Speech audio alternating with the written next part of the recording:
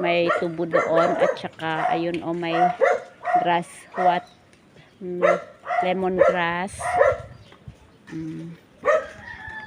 Ito may mama. Ito, maliit pa lang. Kasi ayun, may niyog sila. Malaki na. May bunga na rin. Yan.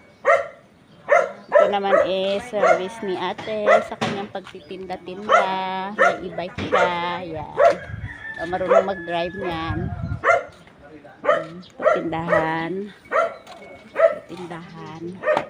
Yes, kain muna kami. Itong ulam namin, tilapia. Anong tawag ng luto nito, di?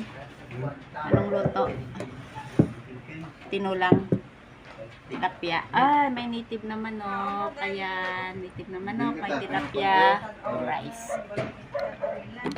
That's it, guys. Wala na malukong?